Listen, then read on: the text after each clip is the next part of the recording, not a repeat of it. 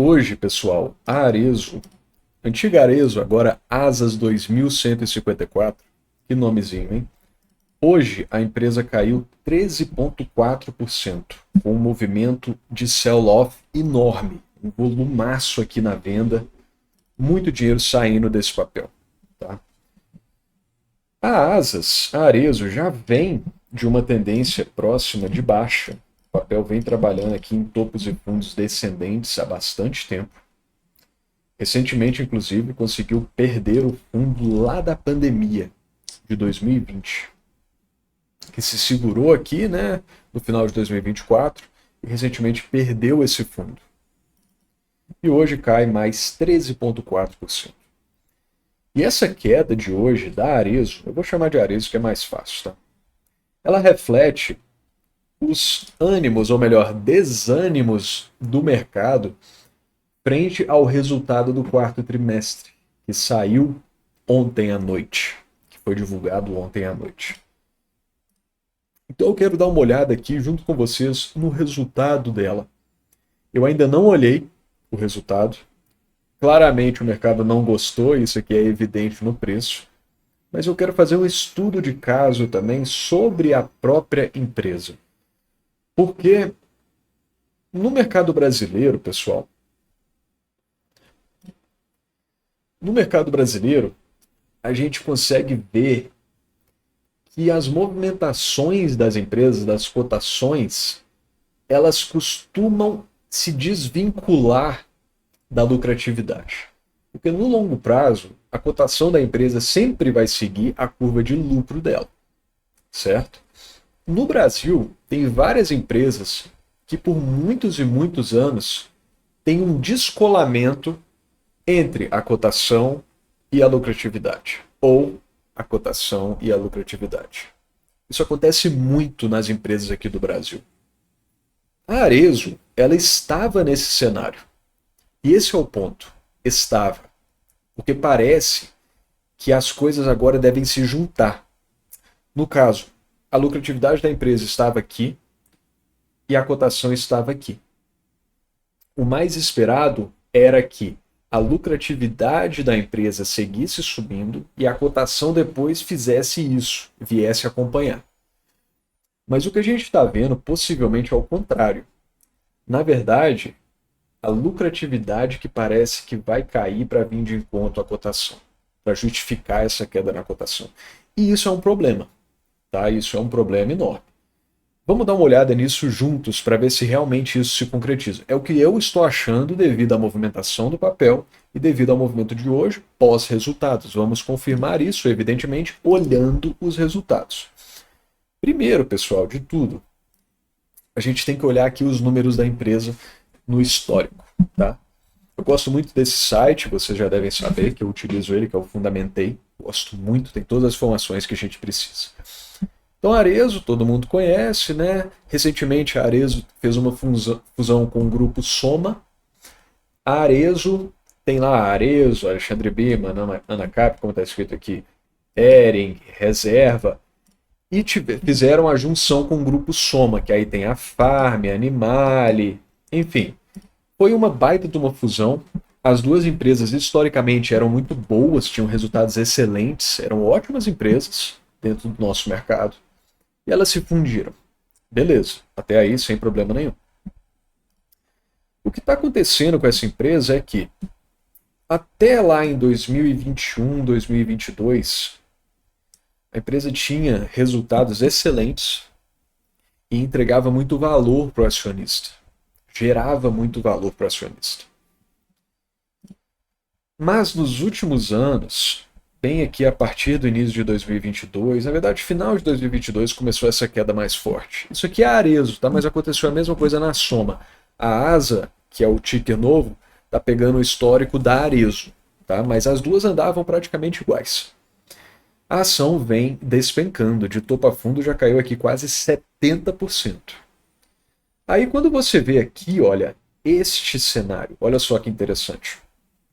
Isso aqui, pessoal, é a diferença entre o lucro e a cotação, tá? A relação entre as duas. Quando você vir aqui, Você consegue ver que, claro, vinha de uma escalada muito forte, a lucratividade da empresa era excelente. Aqui em 2020, na pandemia, teve com certeza um problema nos resultados, por motivos óbvios, né? Uma empresa que tem muitas lojas físicas, muitas fecharam, tiveram muito menos venda, claro que foram atingidas pela pandemia fortemente. Depois teve uma estourada aqui de resultado, e aqui, pessoal, a gente consegue ver que tem uma discrepância muito grande agora, porque a cotação despencou muito forte e a lucratividade seguia subindo antes, ela estava subindo, a lucratividade. Agora, com esse resultado, o resultado do ano de 2024, que foi fechado agora, a gente consegue ver que a lucratividade também agora virou para baixo. Tá? Se a gente puxar aqui no trimestral, fica bem claro aqui essa questão. Deixa eu só puxar os resultados mais atuais. Aqui que a gente começou a ver, assim ver trimestral é melhor, tá? Porque aquele era anual, aí não dá para ver tanto. Aqui dá para ver. Olha a boca de jacaré que a gente tinha aqui antes. Observem isso. Deixa eu calma que aqui. Pronto. Tá vendo a boca de jacaré que tá tendo aqui? Isso aqui foi no segundo trimestre do ano. Tá vendo como que a lucratividade seguia subindo muito forte, mas a cotação estava caindo muito, estava fazendo esse sinal aqui que eu mostrei para vocês? Agora, parece que a lucratividade veio buscar a questão da cotação. Então, pessoal, aqui a gente pode dizer que o mercado estava certo.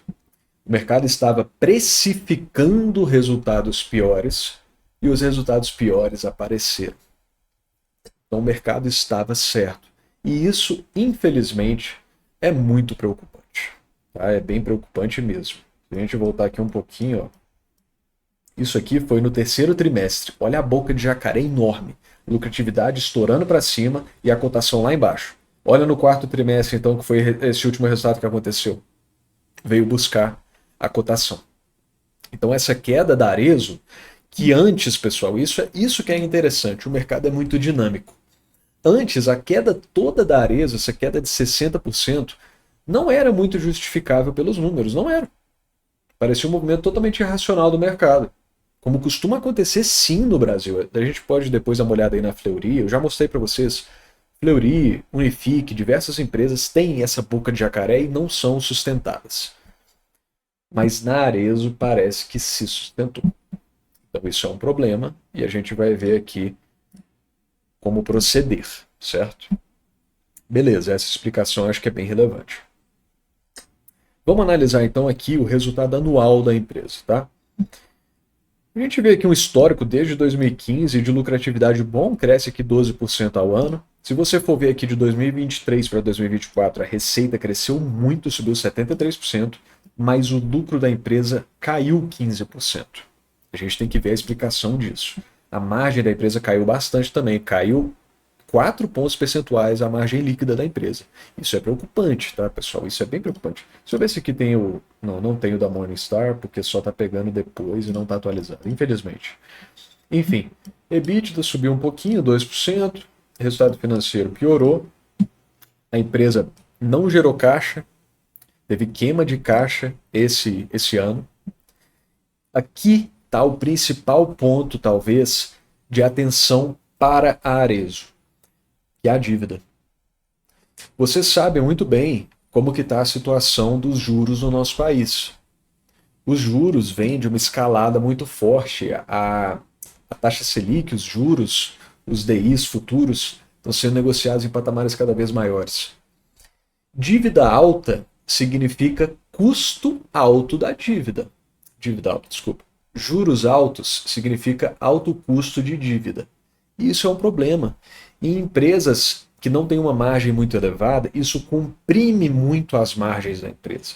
Ou seja, atrapalha e muito na lucratividade dela. Então não adianta, pessoal. Juros muito altos, custo da dívida aumentado. E olha só isso, de 2023 para 2024, a dívida subiu em quase 5 vezes, 470%, pessoal. Que a dívida cresceu.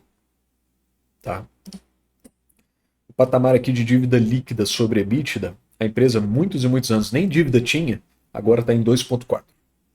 Se eu não me engano, é o maior que ela já teve. O maior patamar que a empresa já teve de dívida. Certo? Aqui a gente já consegue ver, isso aqui que é complicado, que teria que ser pelo Morningstar, que tem aqui coisas melhores para a gente ver. Por exemplo, o CPV, despesa de venda geral de administração, despesa de marketing. A gente vai ver isso no resultado daqui a pouco. Mas isso aqui é o maior problema, esse incremento na dívida, por conta desse aumento do custo da própria dívida. Então, infelizmente, a Arezzo está numa situação complicada agora. Tá? Vamos dar uma olhada aqui no resultado trimestral. Que aí sim, olha só, pessoal.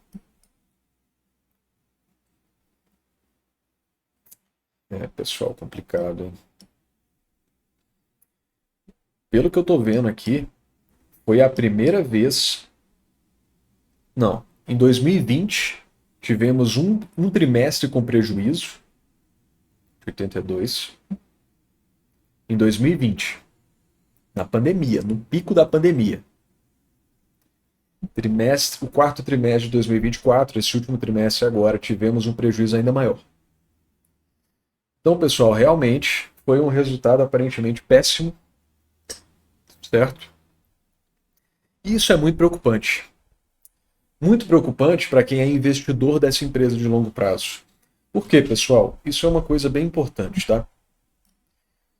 Isso eu falei na minha live, que eu falei sobre o guia definitivo do Buy and Hold. Se você não assistiu, assista, tá aqui no canal. Se você entrar lá em playlists, aulas, tem lá o guia definitivo do Buy and Hold. Quando você investe em uma empresa por longo prazo, você quer ser sócio dela pelo maior tempo possível, enquanto a empresa for boa e tiver bons fundamentos. Se isso se perde, você aí sim pode considerar sair e fechar sua posição. Certo? Arezzo, dependendo de como for, claro, pessoal, não precisa se alarmar tanto. Agora foi um trimestre ruim, a empresa pode arrumar a casa. Se os juros começarem a cair, o que deve acontecer em breve, também não vai ser tão sustentado por muito tempo, na minha opinião. A empresa vai ter uma expansão de possibilidade de trabalhar com margem, vai melhorar sua lucratividade novamente, suas operações, mas já acende um alerta. Se você é investidor da Arezzo para longo prazo, eu pelo menos acenderia um alerta. Ficar de olho, estudar melhor a empresa, rever seus conceitos, se o que te fez investir na empresa ainda se mantém. Tá? Então isso é importante. Isso é importante. Esse acompanhamento é importante. Então vocês veem que foi um trimestre horrível para a Arezzo. Horrível. Horrível. Então vamos dar uma olhada aqui na divulgação de resultados da empresa para ver o que eles falaram. É bom sempre ler a mensagem da administração, o que eles têm a dizer sobre esse resultado, tá? Então aqui é o release da Arezzo. Vamos dar uma olhada aqui juntos, deixa eu dar um zoom aqui. Então a receita subiu, a receita realmente foi muito boa. EBITDA cresceu um pouquinho, 4%. Margem bruta caiu 60 bips, então já vemos aqui o que a gente viu ali atrás, que é uma compressão nas margens, o que atrapalha evidentemente a lucratividade da empresa. Margem EBITDA também caiu 120 bips. Pressão na margem bruta e despesa operacional. Aqui ele já começa a explicar o que aconteceu. Foi aumento nas despesas, tá? Receita líquida, beleza. Excluindo depreciação e amortização, isso também é bom ver como foi. Depreciação e amortização subiu muito, tá vendo? Subiu 86%. Líquido recorrente, excluindo blá blá blá. Então, lucro líquido recorrente, 169 milhões. Excluindo os impactos, tal, seria de... Isso aqui não importa, né? Isso aqui é... Sempre nas empresas, pessoal, eles fazem muitos ajustes. Tem que ver o que é o ajuste que é necessário mesmo. Porque depois ficar ajustando, não mostra a realidade, né? Tem que tomar cuidado com isso. Então, beleza. Receita já vimos. Ué, isso aqui está repetido? Isso aqui é de 2024, o ano completo. Aqui era só o quarto trimestre. Beleza. Então tá bom, compressão nas margens. Vamos lá. Mensagem de administração. Transformação nacional brasileira, fusão, beleza. Eles falam aqui, ó, sabíamos desde o início que a fusão seria complexa e não subestimamos os desafios. Sim, é bem complexo mesmo. Vamos em garantir uma transição eficiente, tá?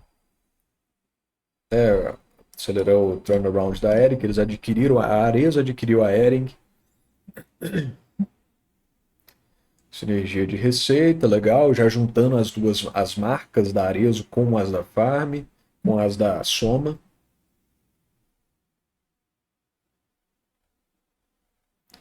Descontinuar, vender marca que não apresenta retorno, pouca geração de caixa, legal. Beleza. Fala do crescimento de receita, canal de sell-in, beleza. E-commerce também.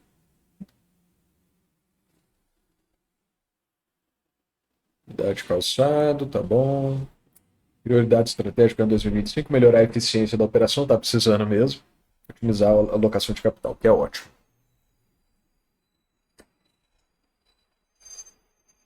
Então eles estão bem otimistas para o futuro da empresa. E dá para ser mesmo a empresa. A Arezzo e a Soma sempre foram empresas muito boas, muito bem geridas. Tem desafio, tá com o desafio da questão dos juros. Mas aqui, ó, eles falam aqui, ó, somos jovens. O ano de 2024 foi de preparação, organização e planejamento. O ano de 2025 será de eficiência e rentabilidade. Beleza, ok. Você, como investidor, deve pensar o seguinte: você viu agora como foi o quarto trimestre. Você viu agora a comparação do ano de 2023 com 2024 fechado. Você, como investidor, se sente à vontade de pagar para ver se a empresa realmente vai melhorar sua eficiência, vai conseguir gerir bem essas fusões, gerir bem os negócios? Você quer pagar para ver?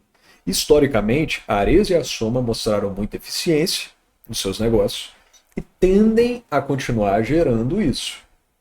Mas você quer pagar para ver? Você, como investidor, tem que pensar.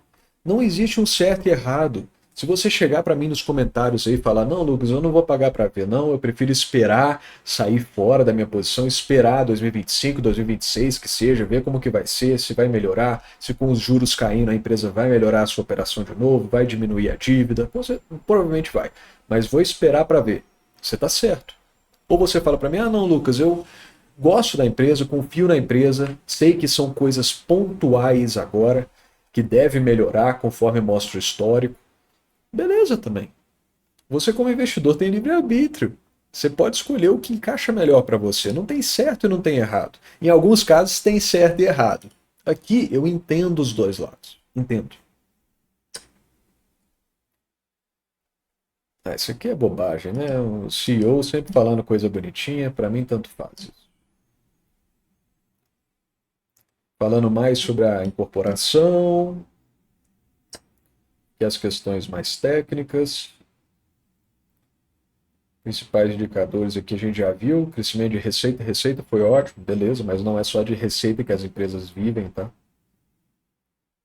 Eu quero ver os números. Aqui, ó. Receita a gente já viu, cresceu bastante. Depreciação e amortização cresceu 25%. O lucro bruto subiu 12%. Despesas aumentaram. Despesas fixas, variáveis, eventuais, todas as despesas aumentaram muito, depreciação. Lucro líquido caiu muito, a gente já viu, 35,8%, perdeu margem, apertou as margens. É isso, a gente já tinha visto lá no Fundamentei isso aqui tudo, né? CMV cresceu bastante.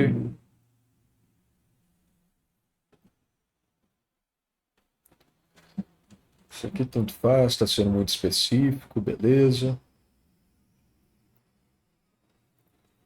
Vestuário democrático. Vestuário masculino. Indicador financeiro, é isso que eu quero ver. Receita já vimos. Lucro bruto e margem bruta recorrente. Impacto positivo, não, beleza. Despesas recorrentes cresceram 15%. representando 40% da receita líquida. Despesa fixa. Aí, ó, isso é legal ver. O que eles estão explicando sobre o resultado.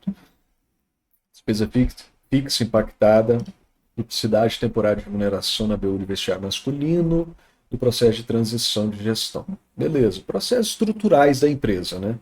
Tranquilo.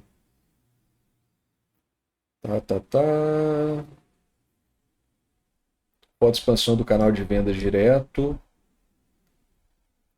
Crescimento de despesas com comissão, frete e embalagem. Então, o que dá a entender é que realmente esse processo de reestruturação da empresa como um todo, com essa fusão, está gerando muita despesa. Então, tudo bem. Isso, somado à questão dos juros do custo da dívida, trouxe esse impacto bem complicado para a empresa no quarto trimestre. Para 2025, esperamos que o nível de maturação de diversos projetos combinados com planejado aumento de eficiência resulte em alavancagem operacional. Tudo bem, expectativa boa.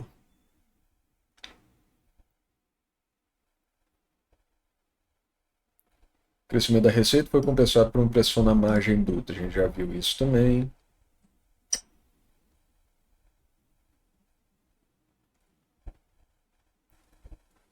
Questão de impostos, que também deve ter sido impactado. Os ajustes aqui de impostos. De novo, falando sobre as despesas. A exposição cambial é redeada. Menos pior.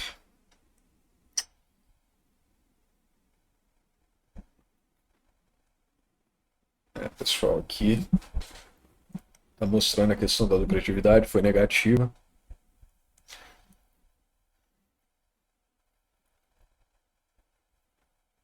O líquido caiu.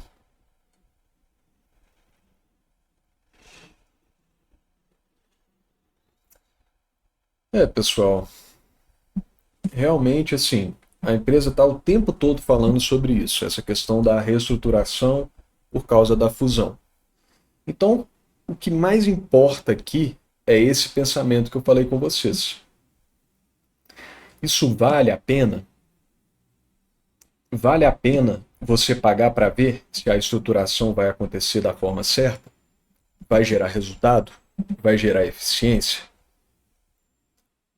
Ou vale a pena você esperar que isso se concretize para poder se tornar um investidor da empresa? Certo? Eu acho que isso é o mais relevante na sua tomada de decisão sobre a empresa. Beleza? Então, pessoal, em resumo, na minha opinião, é uma empresa 4 estrelas. Eu dou uma 4 estrelas para ela, porque historicamente ela é muito boa. A Arezzo sempre foi muito boa, a Soma também. As empresas se juntaram, tem vários desafios pela frente. Esses desafios dessa reestruturação, de eficiência das operações, de sinergia, criar sinergia. E é aquilo, pessoal, de novo.